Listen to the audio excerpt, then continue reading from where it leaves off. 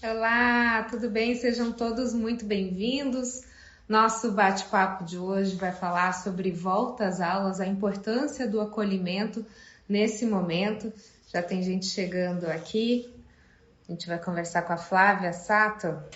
Um assunto muito importante nesse período de volta às aulas. A gente já tem aqui na Baixada Santista algumas escolas voltando. Tudo bem, Flávia? Tudo bem, Roberta? Boa noite. Boa noite, seja muito bem-vinda no nosso bate-papo de hoje sobre Obrigada pelo acolhimento, convite. volta às aulas, um período importante, né, Flávia, que a gente está vivendo. Aqui na Baixada Super. Santista já algumas cidades já estão abrindo para esse primeiro momento, um momento de acolhimento, não é uma volta às aulas real, né, com conteúdo, mas é uma volta às aulas, acho que até mais importante do que com conteúdo, uma volta às aulas de acolhimento, de entender como é que está essa criança. Então vamos começar aqui o nosso bate-papo, convido todo mundo que está aqui nos assistindo a trazer algumas perguntas aqui. A Flávia, ela é especialista em gestão emocional e diretora de conteúdo do programa Soul, um programa muito importante voltado a essa questão, né, da educação emocional. Então, vamos entender um pouquinho que tipo de aprendizado a gente pode tirar desse momento de pandemia.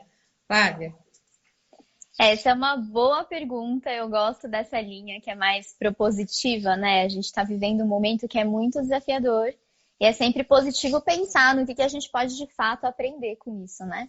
Eu acho que uma coisa que ficou bastante evidente nessa situação toda de pandemia é que a gente precisa aprender um pouquinho mais, né, sobre o nosso mundo interno, sobre as nossas emoções, né, ter um pouquinho mais de consciência sobre a nossa saúde mental.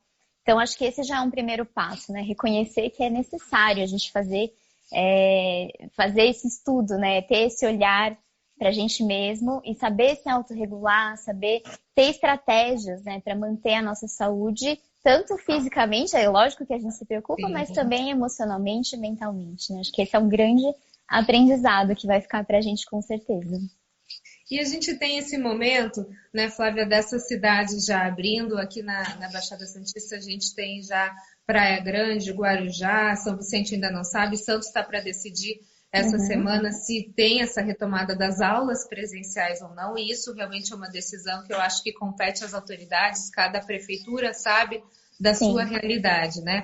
Agora, supondo que essas aulas voltaram, por exemplo, nessas cidades que eu já te mencionei, Guarujá, Praia Grande, como que deve ser, então, esse retorno às aulas? Qual a importância de ter essa prática de acolhimento? Não é um matar o tempo, na verdade, né? A gente estava falando que às vezes, eu acho até mais importante do que o conteúdo em si. Nesse momento que a gente está vivendo, né, as crianças em casa, muitas famílias sofrendo alguns casos de abuso sexual, abuso infantil, algumas crianças sofrendo isso e a escola sempre foi um ponto de refúgio, né? Como é que vai ser então esse momento que se espera tanto de acolhimento? O que a gente pode esperar desse momento? O que você comentou antes, Roberta, é muito a linha que a gente acredita no programa Soul. Então, esse volta às aulas, né? Todos os professores estão ansiosos, os orientadores pedagógicos estão ansiosos, que a gente ficou com bastante conteúdo mesmo, né? E tem que dar conta desse conteúdo todo. Acho que gera uma ansiedade tanto nos educadores quanto nos próprios alunos, né? De estar perdendo tempo, entre aspas. Porém, essas atividades, essa semana de acolhimento, ou dias de acolhimento, são essenciais para receber as crianças no volta às aulas, né? Isso para qualquer cidade, em qualquer contexto, voltando às aulas presenciais ou não, a gente precisa abrir esse espaço de escuta, né? Saber como estão as crianças, como é que elas estão chegando na escola, escutar o que elas estão sentindo. Muitas delas, né, devem ter passado por situações difíceis, até traumáticas, de perder pessoas queridas ou ver amigos, né, perdendo pessoas queridas, de não encontrar os colegas, né? A gente sabe o Sim. quanto nessa idade, assim, escolar é importante a socialização, é importante para as crianças estarem juntos, trocando. Isso faz muito parte do contexto da aprendizagem socioemocional.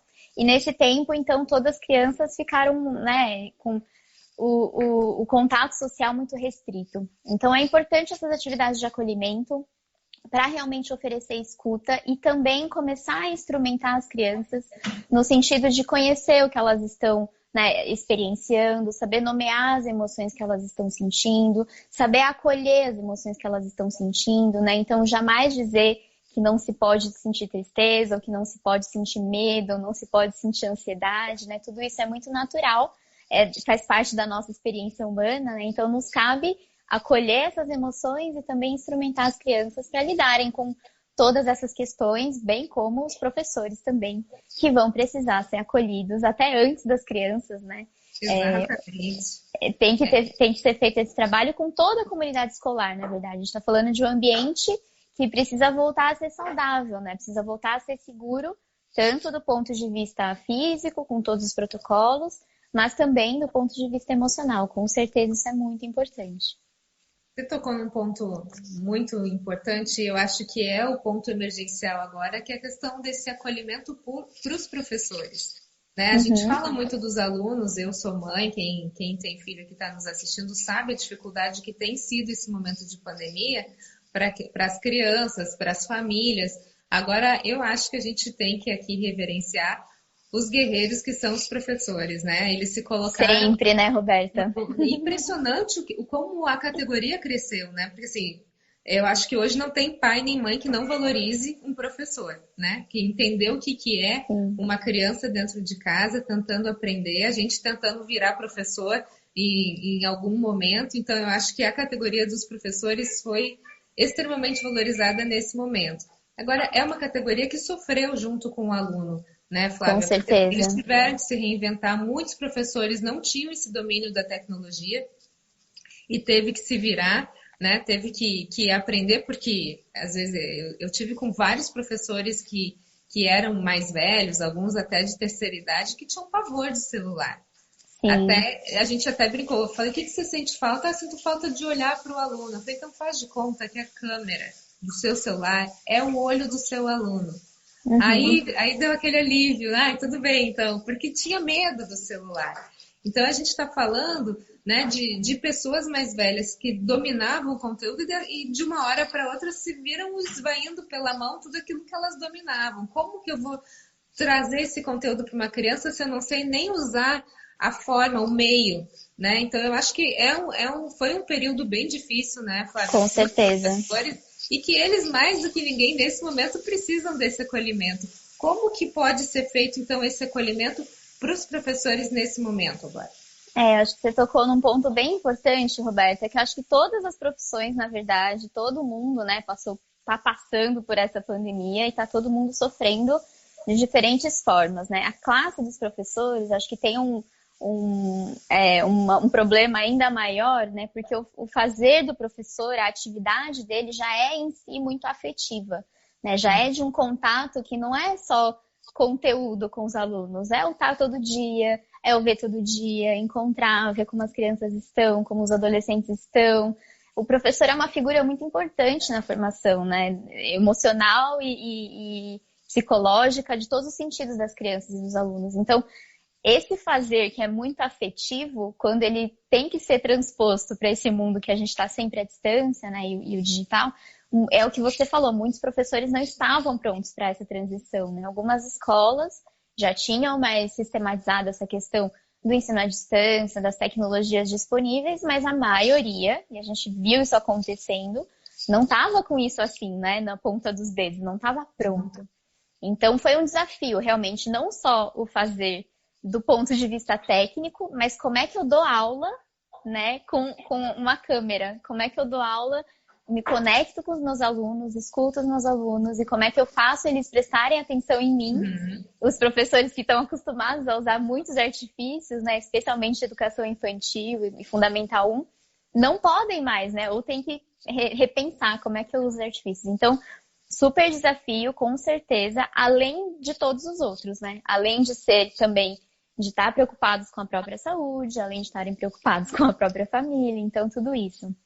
E aí, na nossa linguagem, né, do programa Soul, quando a gente fala sobre atender uma escola, a gente sempre diz sobre atender primeiro a comunidade escolar de professores, educadores, orientadores, né? Então, esse é o primeiro passo sempre. Que a gente está sempre cuidando do ambiente, né? Não adianta a gente entrar com uma semana de acolhimento para os alunos ou um programa de aprendizagem socioemocional para os alunos se lá por trás, né, atrás das coxias lá, a gente não tem o mesmo trabalho com a comunidade escolar, né? Então, para a gente é essencial esse trabalho ser feito da mesma forma. Então, assim como a gente vai oferecer um espaço de escuta para os alunos, de acolhimento e, como eu disse antes, instrumentá-los para lidar com todos esses desafios, assim também deve ser feito com os educadores, né? Então, a escola mesmo pode co-criar esses momentos junto com orientação pedagógica, junto com orientação psicológica, né? Eventualmente tem algum profissional que é mais adequado para direcionar uma questão ou outra que pode ter sido um desafio emocional além da nossa capacidade, mas sempre com essa preocupação de escutar e também instrumentar, né? Eu falo que eu não gostaria que as escolas virassem muros de lamentação, né? A gente tem sim que escutar, acolher, entender que tudo isso é importante, mas, poxa, e aí, né? Qual que é a proposta? Como é que a gente sai dessa? Como é que a gente se ajuda? Como é que a gente pode estar aqui para ajudar os nossos alunos? Então, esse lugar também acho que é muito importante ser cultivado. Você está falando da importância da gente ter esse acolhimento com o professor e acolher, no primeiro momento, a comunidade escolar, porque é ela que vai lidar com esse aluno, né? Se ela não tiver, né, bem equiparada, equilibrada, como que ela vai trazer esse equilíbrio, né, essa tranquilidade para Não isso? vai, né? Não tem não, como, não vai ter condição. Um barril de pólvora. Vai ser uma loucura. Sim.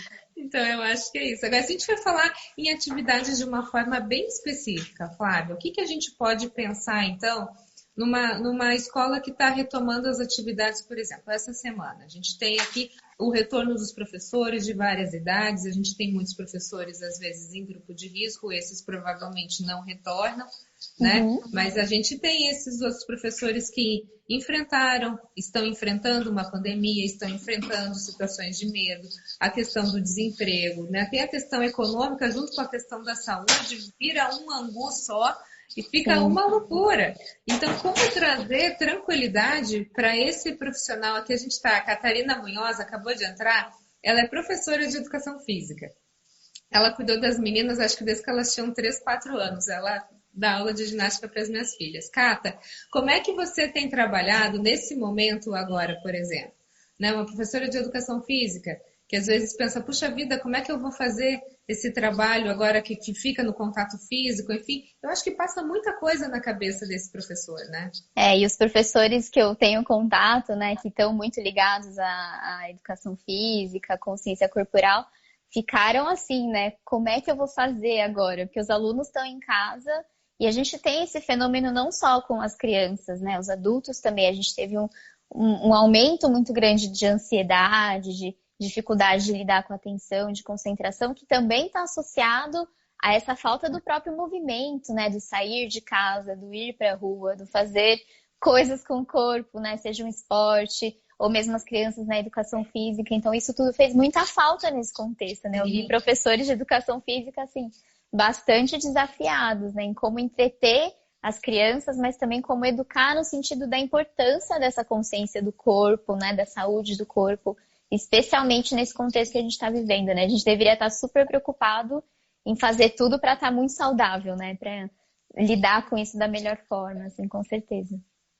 Agora, eu não entendi, você perguntou para a professora, ela fez algum comentário aí pra gente? Vamos ver se a gente vê aqui, não. A Cata não, ela entrou, mas não fez nenhum comentário. Depois a gente vê aqui. Sim. Aqui, ó, Cata, foi sim, está bem complicado, exatamente isso, bem delicado. É muito difícil a gente lidar com isso, né? Da gente entender o olhar do professor, o sentimento do professor também em diversas matérias, né? A gente vê, por exemplo, esse retorno, Flávia, a gente sabe que os professores também estão angustiados com a questão de conteúdo, né? Assim, várias escolas, grande parte delas está com o ensino remoto, tem feito um excelente trabalho dentro do possível, mas obviamente não tem como você dizer que está como presencial. Porque é o que a gente falou, né? Tá faltando toque, tá faltando olhar, tá faltando várias coisas que, por melhor que seja o ensino remoto, ele não vai suprir isso. Ó, a Elaine Chagas, a Lili aqui tá com a gente também, ela também é uma professora de Niterói. Lili, como é que tá a situação aí em Niterói? Não sei se você ainda está aqui com a gente, mas se tiver, coloca pra gente como é que vocês estão lidando com essa possibilidade de retorno e essa questão, então, das habilidades socioemocionais, desse aconchego, desse acolhimento que precisa ser feito nesse momento. Dá para a gente pensar, então, Flávia, nesse retorno desse conteúdo que está sendo defasado em algumas séries, né? Às vezes a gente fala, vamos retomar as aulas presenciais. Aí já se imagina, Niterói presente, já se imagina uma enxurrada, então, de matérias. O que nesse momento é mais importante? Você tratar do emocional do aluno, e agora esse ano é um ano em que não se fala de conteúdo, a gente vai pensar no conteúdo o ano que vem, ou é um ano que você consegue equilibrar as duas coisas? Eu imagino que as duas coisas, elas não são separadas, né? A gente tem uma compreensão meio equivocada de como a gente funciona, né? Então, a gente costuma falar, racional, emocional, é o corpo físico ou o corpo mental, emocional, né? A gente separa em compartimentos que, na verdade, não são separados, né? O nosso cérebro, pois é, o nosso cérebro sim tem áreas diferentes, que tem funções diferentes, mas o ser é integrado, né? A gente é tudo. Então é fácil a gente pensar, assim, logicamente, que é muito difícil, num contexto de uma escola, conseguir passar um conteúdo e a criança reter aquele conhecimento, aquele aprendizado, se ela tá com alguma questão emocional que não foi trabalhada. Né? Então é muito difícil. A gente sabe porque a gente, por experiência própria, que a gente é adulto, você tá num dia estressado, muito ansioso, ou por N questões que podem estar te movendo emocionalmente que você não tá lidando, o quanto você performa no seu trabalho nesse dia e o quanto você performa no seu trabalho um dia que você acordou bem, que você tá equilibrado, que a sua família tá com saúde, que as suas finanças estão ok. Então isso é bem fácil a gente perceber que as coisas andam muito juntas, né? Então, é quase que impossível, né? Vou dizer aqui do meu ponto de vista especialista em gestão emocional, que é quase impossível a gente dizer que qualquer tipo de aprendizado pode se dar se o contexto emocional e mental da criança não estiver equilibrado, né? Então, não dá para dizer assim, a gente está muito atrasado de conteúdo, vamos passar isso na frente de tudo, porque é contraproducente. Eu deveria pensar em primeiro como é que eu torno essa aprendizagem mais eficiente? Como é que eu melhoro o meu tempo em sala de aula que está curto? Como é que eu melhoro ele? Como é que eu faço as crianças aproveitarem mais?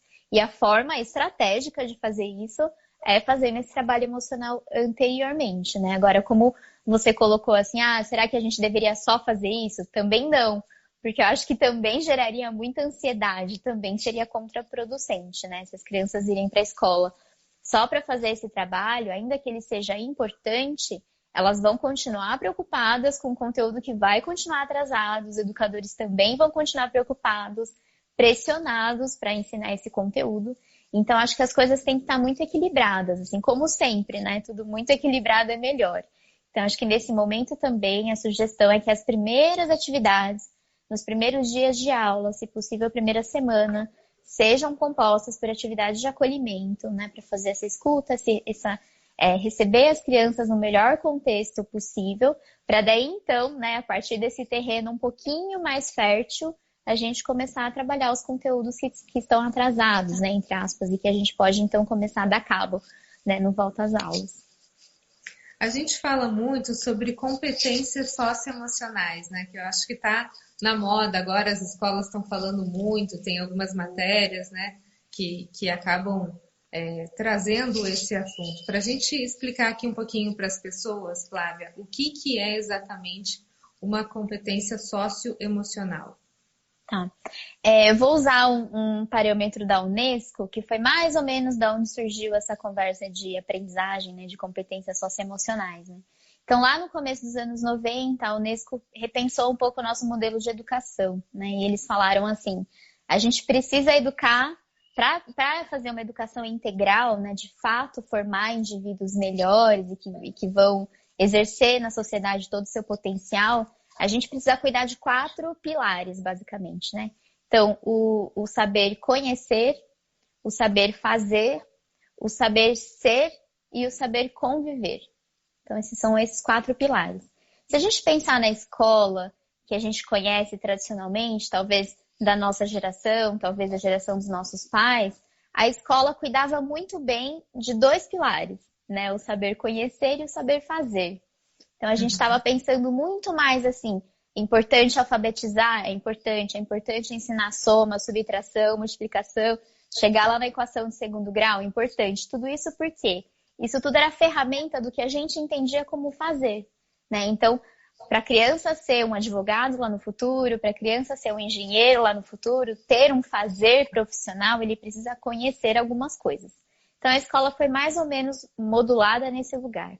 Muito embora todos os educadores já tivessem quase intrínseca esse desejo de trabalhar o ser, esse desejo de trabalhar o conviver, e era o que acontecia mais ou menos, né? Ficava, então, nas mãos do educador e da escola, esse tipo de conteúdo de aprendizagem socioemocional que a gente chama, que não era formatado para isso, mas que estava muito informalmente presente na escola, né? Já tinha esse papel.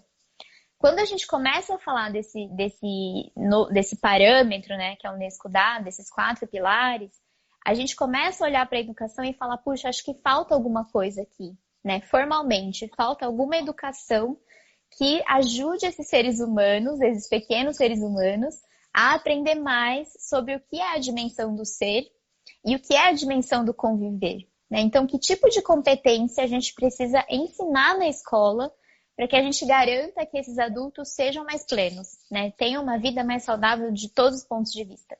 Então, essas dimensões do ser e do conviver estão muito dentro da aprendizagem socioemocional, né? Então, quando a gente fala de capacidade de conhecer as próprias emoções, saber regular as suas emoções, o que é isso? Saber uma resposta adequada vivendo essa emoção que você está vivendo, né? Então, autorregular, saber ler as emoções nas outras pessoas, saber se relacionar com as outras pessoas no momento emocional que elas estão, oferecer empatia, resolver conflitos, ser assertivo, saber escutar o outro. Então, tudo isso está na dimensão da aprendizagem socioemocional, né? Que a gente não tinha até pouco tempo como obrigatória nas escolas e que passa a ser, né, pela Base Nacional Comum Curricular. A partir desse ano seria, e a gente deve ver isso postergado para os próximos anos por conta dessa pandemia que a gente enfrentou esse ano, mas vem aí com essa importância. Então, esse fazer que estava muito assim na mão do professor se torna um currículo, se torna uma disciplina tão importante quanto português, matemática, ciências e todas as outras, né? A gente vê que precisa de um progresso, que precisa de uma estrutura, que a gente trabalha isso, assim como todos os outros conhecimentos, né? E também muito na experiência, muito na prática, o cultivo dessas competências que se torna, então, um novo paradigma da educação, né? E você está falando esse aspecto, né, Flávia, tão importante, porque se a gente for pensar na educação há 20, 30, 40 anos atrás, essas eram competências das famílias, né? O ser, o conviver, a gente imagina aquelas famílias com 15 irmãos, sei lá quantos filhos as pessoas tinham. Então, era obrigatório você aprender a conviver com diferenças, né? E dentro da sua casa era essa formação do ser. Isso, de certa forma, foi transferido, né, com o passar dos anos, essa responsabilidade foi transferida para a escola. E a escola, de certa forma, não tinha esse embasamento, não sabia como lidar com isso. Hoje a gente vê um mercado de trabalho carente de pessoas que tenham uma inteligência emocional adequada, né? A gente vê, assim, às vezes, profissionais tecnicamente excelentes, mas, assim, sem condição nenhuma de convívio, porque às vezes as pessoas perdem o emprego, né? Perdem as condições porque elas não tiveram o mínimo de base de relacionamento. Tem até aquela citação, né, Roberta? As pessoas são contratadas pelas competências técnicas e são desligadas pela falta de competência socioemocional, que é muito verdade. É impressionante, né? O quanto isso é importante, o quanto isso tomou forma e volume na nossa sociedade. Né? A Lili aqui está falando que é isso mesmo que a escola não deu conta. Porque é muito difícil você transferir, às vezes, a responsabilidade para a escola de algo que era da família. Ao mesmo tempo, essa criança hoje, ela vive, às vezes, muito mais tempo dentro da escola do que na família. Né? E são famílias extremamente reduzidas, às vezes ela é filha única, às vezes não tem irmão. Então, assim, isso ela vai aprender dentro da escola, no convívio, né, com os colegas, com os professores. Então vamos lá, já sabemos que existe essa necessidade dentro da escola, existe essa necessidade na sociedade que precisa ter um profissional completo de habilidades socioemocionais, com habilidades técnicas. Como fazer isso em tão pouco tempo? Porque se a gente for pensar, é pouco tempo que a gente tem. Né? É possível, esses nossos professores, eles estão prontos para isso, Flávia? E aí eu queria que você aproveitasse aí, que eu sei que você é expert nessa área, e falasse um pouquinho do programa Soul, como é que vocês têm trabalhado nas escolas, o que tem se pensado em relação a isso? Uhum. Vou só emendar um ponto, Roberta, que eu acho que é interessante de colocar, né? Você estava justamente falando sobre essa questão da aprendizagem socioemocional que se dava muito no seio da família, e depois a gente agora está entendendo que a escola tem um papel nesse lugar também, né? Acho que é importante dizer que em nenhum momento a gente está dizendo que a família deixa de ser importante nesse lugar, né? E nem na verdade, sua responsabilidade, né? Exato, e na verdade é completamente inviável, né, você ensinar essas competências na escola e a criança voltar para casa e não ver aquilo, né, exemplificado na figura dos pais ou dos cuidadores, né, dos adultos que estão ao redor dela. Então, quando a gente fala sobre um trabalho de aprendizagem socioemocional, a gente fala muito sobre um trabalho conjunto, né, que a gente está falando de comunidade escolar e também está falando de família, né? Então, a criança, ela está sempre transitando por esses lugares. A importância dos adultos como referência, como exemplo, eu nem preciso dizer o quanto é, né? A criança espelha muito do que ela vê. Então, é essencial que isso seja costurado, né? Isso seja feito muito em conjunto. Essa é a forma como o programa Soul trabalha nas escolas, né? Então, a gente entende que um programa de aprendizagem socioemocional dentro de uma comunidade escolar é um processo de mudança de cultura daquela comunidade. Então, a gente está falando da escola expandida, né? Que vai até a família, que chega nos cuidadores. E para isso, a gente tem todo um conteúdo que faz essa conversa entre a família e a escola. Então, o pai, a mãe, o cuidador, ele sempre sabe o que a criança está fazendo na escola. Então, ele recebe uma carta de apresentação do programa, ele sabe aula a aula o que a criança está aprendendo, ele é incentivado a conversar com a criança sobre as atividades que ela está fazendo. Então, vamos supor que a criança tenha tido uma aula sobre como resolver conflitos. Né? Quando ela chega em casa e leva o caderninho dela para casa, o pai senta com ela e vai fazer algumas atividades com a criança. Ele é incentivado a contar, por exemplo, uma situação em que você precisou resolver um conflito e como você fez. Né? Então, ele tem essa troca com a criança o tempo todo. Ele sabe e ele está no processo com a criança. Né? Isso é muito legal. Para a criança isso é muito especial, ter o pai junto no processo, a mãe, né, os adultos que estão perto dela, a família, todo mundo engajado, ela realmente vê que isso é importante, né? E se ela vê exemplificado nos adultos, ainda se torna mais importante, vai ser a natureza dela, né? Ela vai entender isso como simplesmente ser humano, né? Ela vai ver esse exemplo e entender que é isso. Então, para a gente é sempre muito importante, esse pilar da família está muito conectado com o pilar da escola, né? Com o que se aprende dentro da escola.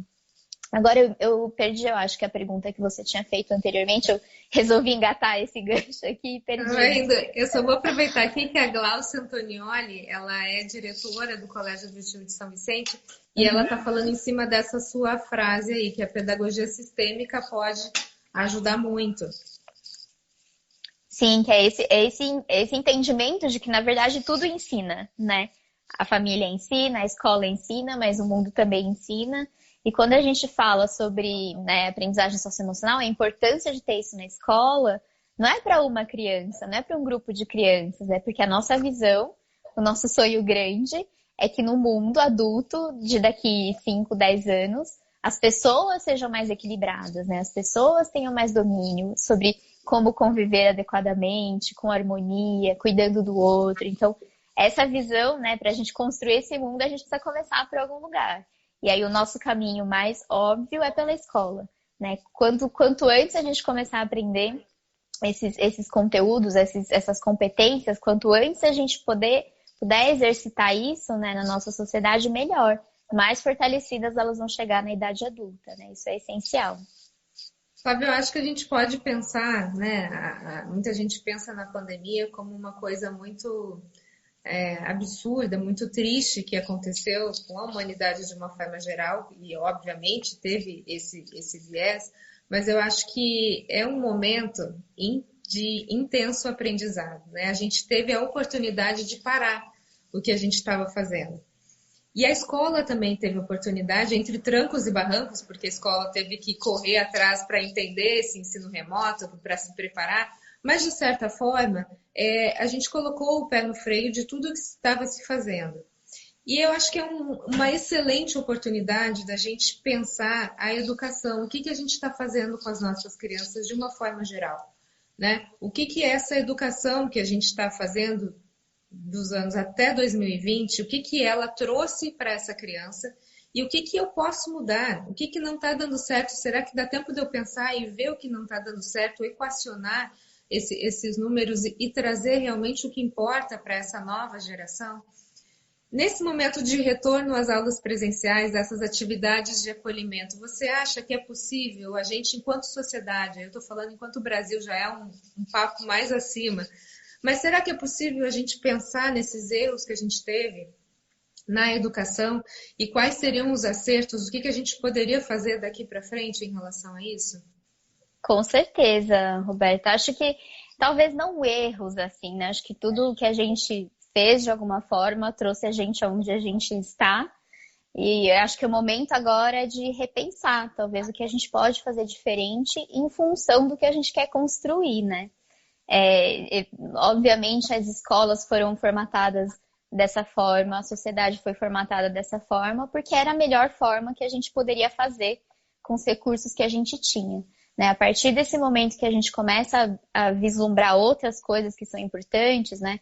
Como esse aspecto da saúde emocional, da saúde mental, isso se torna importante nessa sociedade, né? Se torna importante pra gente, quando a gente vê crise, né? Esse tanto de pessoas sofrendo de males como ansiedade, sofrendo de estresse, né? Que é a doença do nosso século, depressão e todas as outras questões de saúde mental que são tão pertinentes pra gente, né? Pra nossa sociedade, talvez anteriormente isso não fosse uma pauta tão forte pra gente, né? Então, o que a gente pode fazer a partir de agora? Acho que é um pouco nesse lugar propositivo, né? E com certeza, acho que é tempo, é um momento. Tá cada vez mais urgente essa questão, né, do quanto a gente deve trabalhar isso na dimensão da escola, com certeza. E acho que é um pouco assim, é só a gente conversar com os nossos amigos adultos e, né, rapidamente numa conversa você fala, puxa, será que seria bom se a gente tivesse tido na escola aprendizagem socioemocional? Será que teria sido bom para mim em algum momento? Acho que a resposta é sim. Dificilmente alguém vai dizer não, eu sou super equilibrada, eu tô muito tranquila, eu tenho total domínio. É difícil. Então, se a gente sabe que pra gente foi tão desafiador, né, chegar nesse lugar com alguma saúde, com alguma estabilidade, por que a gente vai fazer a mesma coisa com as crianças, né? Então não precisa. A gente pode, desde do ensino infantil, já começar a preparar essas crianças para a vida. Daí eu não estou falando só, né, criar uma profissão para ela. A gente está falando, até é engraçado falar disso, né? Porque hoje a gente está estudando na escola, né, e preparando crianças para profissões que a gente nem sabe se vão existir quando elas saírem da escola, né? Então hoje a pessoa está fazendo uma faculdade de alguma coisa, pode ser que daqui 4, 5 anos essa profissão já tenha mudado completamente, né? Então, o domínio da saúde emocional e da saúde mental está um pouco além disso, né? Está além desses saberes mais práticos, né? Só do fazer profissional. Então, a gente está falando de preparar as crianças para a vida, de qualquer contexto que ela esteja, seja um contexto, né, estável, seja um contexto difícil, enfrentando uma pandemia ou não, com um mercado de trabalho assim ou assado, como é que esse ser humano vai poder fluir na vida de uma maneira melhor? É isso que a gente está dizendo, né? E acho que é difícil dizer que não é importante. Ainda mais tendo vivido tudo que a gente viveu esse ano, né? Que colocou muito em xeque a nossa capacidade de resiliência e também de se reinventar e de, né, ter algum domínio, ter algum equilíbrio nesse contexto, né? Você está falando isso e aí eu vou contar o que aconteceu aqui em casa como mãe. A gente sempre assim, a gente tem uma educação conteudista, né, no Brasil, onde você massifica de conteúdo e quer que o aluno passe no vestibular. Eu fui criada assim, né, não sei se pegou a sua geração isso, mas a minha geração foi muito conteudista. Você estuda e escolhe a sua profissão e passa. E aqui em casa a gente nunca exigiu notas excelentes, mas assim, era óbvio que elas tinham que tirar nota. Tenho duas meninas, elas têm que tirar notas boas, então eram 9 e 10 aceitável. Com a pandemia, obviamente, né, desmoronou, né, as notas caíram absurdamente, mas eu acho que como os pais também tiveram essa mudança, pelo menos aqui em casa isso foi muito notório, a gente teve isso muito forte.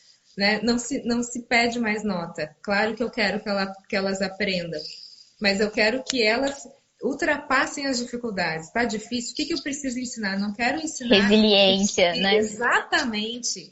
Que 2 mais 2 são... Não, isso não me importa. Isso ela vai aprender que seja o ano que vem, lá para frente. Isso virou segundo plano, né? Eu acho que os valores agora são extremamente importantes. A gente não pode perder essa oportunidade com as crianças, né? E aí a gente fala de aluno, a gente fala de filho, a gente fala de família no contexto geral. São oportunidades que a gente precisa agarrar. Talvez a gente não tenha um cenário tão propício para ensinar valores para essas crianças e para esses adolescentes como a gente está tendo hoje. Né, Flávia? Se a gente pensar no conteúdo, a gente vai perder a oportunidade, né? A oportunidade de inserir esses valores. A gente tem aqui a participação da Glaucia de novo. A Glaucia é um doce de pessoa, uma excelente profissional. Falando sobre a pedagogia sistêmica coloca a família dentro da escola, entender o sistema familiar da criança e ajudar o sistema dessa família e se unir. É urgente entender esse sistema familiar, pois os exemplos são fundamentais. E eu fui educada dessa forma, né? O que não se ensina com exemplo não se ensina.